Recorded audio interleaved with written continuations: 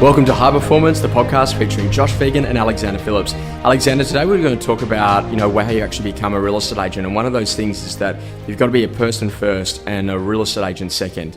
And talk to me a little bit about why this is so important for people inside of their careers, because we normally see that when someone joins the real estate industry, they come in and they try to be a real estate agency, not realizing that being a person first is actually the way that you actually win a lot of business. Josh, remember the consumer is selecting you and then the agency second. That's the way I look at it. And I think the person you are is essentially who they're choosing and who they're going to gel with and who they're going to be working with, almost like a friendship for a 4 to 8 week process. So I think obviously if you have really good ethics, you've got, really, you know how to work, long hours and you're dedicated and you're committed and you're hungry and the marketplace can see that, that's essentially what has helped us. And also look at the guys growing up within our agency, how they're perceived to the marketplace. Like there's many people and agents in our business that are perceived as the hardest working real estate agents. Now,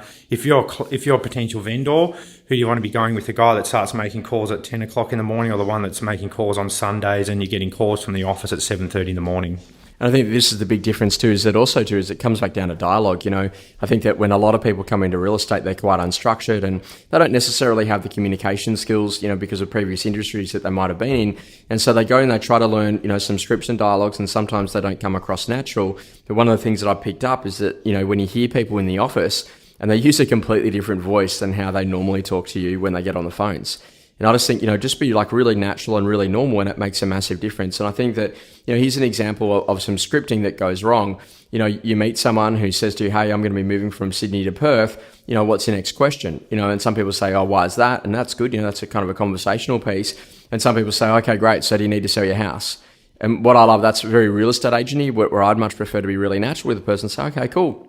So what are your plans with your house then? And just ask from that inquisition point of view to try to maybe help that person first. And that actually makes a massive difference. With a lot of people, they don't really understand it, because we talk a lot about, these things about relationships in real estate. How do you actually build a relationship with the consumer? And then how do you actually maintain that relationship until the point that it converts and that it continues to build after that? I suppose, Josh, it's actually understanding what the consumer wants, and then obviously being able to relate to them, give them, I think, small pieces of information that is going to benefit that particular person. And it may be around, changes in the marketplace, a property that's comparable to theirs that's about to go up to auction. Why don't you come and have a look at it as a gauge on what's happening in the marketplace? It's I suppose things that they can then make informed decisions on if they do want to sell or they want to buy an investment. And then I suppose if you're doing that enough, they then see you more of an advisor than just a local real estate agent. I think this is the big conversation for people is that, the way that you build a relationship in my book is that you learn how to be really relevant. You find out a lot of information about people, then learn how to be relevant to them. So, this is important about getting, let's say, the address details when people are walking through open homes. If they say that they're a neighbour, find out where they're a neighbour. Are they in the street? Are they in a surrounding street? And let's now go and put them into the database so that later on we can actually search for those people and actually call them whenever we get a listing or a sale of a property that happens in and around the area. And I think that, in order to go and build relationship, you've got to start to think really about how that moment of conversion happens. And this is important because a lot of agents, for example, I was talking to one agency the other day that was in a position that they do around 50 open homes in their office. And off the back of that, that's about 10 people at every open home. They meet about 500 people every week. It's about 2,000 people a month. And after those 2,000 people, there's only 1,000 of them that are unique. And then if only 500 of them actually own locally, I said, okay, quick question. How many of those 500 people that own locally did you actually find out where they lived? What street? Well, we didn't do that. So that's a really important thing if you want to go and build a relationship with those people. But you've got to be able to ask a question a really natural way. And so this is where I use a softener at the beginning, then the dialogue, and then another softener at the end. So I might say, hey, Alex, what I'd love to do for you if it helps is if ever there's like a significant listing or sale on the street, I'll give you a quick call and let you know. That'd be cool, yeah? And then they say, yeah. You go, okay, great. And what was the street address you're in? Great. And what number there?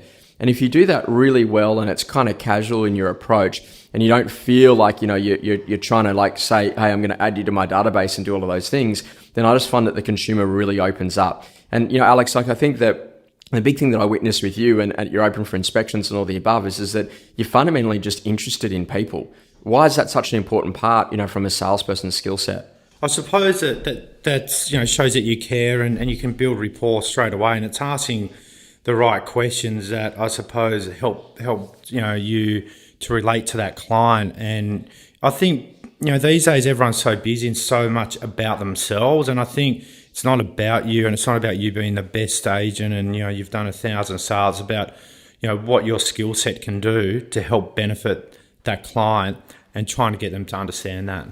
I think here's the key thing is that, you should know people that well that, if you see them in a street, you can still have the conversation. And sometimes I find agents are really blocked because they say, oh, look, I've got to look on my database and read the notes about this person before I can ring them.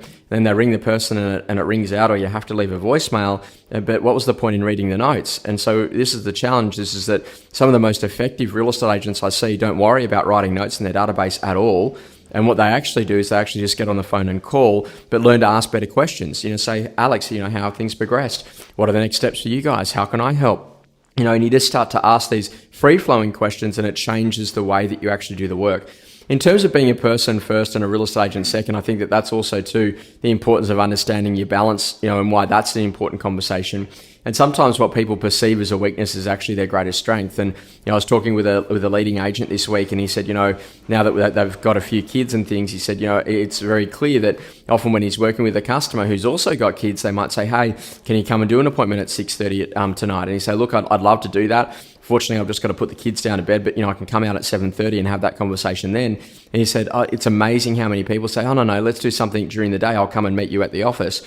And what actually starts to happen is that they start to get control over their diary because, there's a real human element. I think that's the important thing, that, whatever you do in your private life, you need to be prepared to have that public, and that if a consumer sees you in your private life, that ultimately they don't feel weird that there's a different person to the person that they get to meet in public.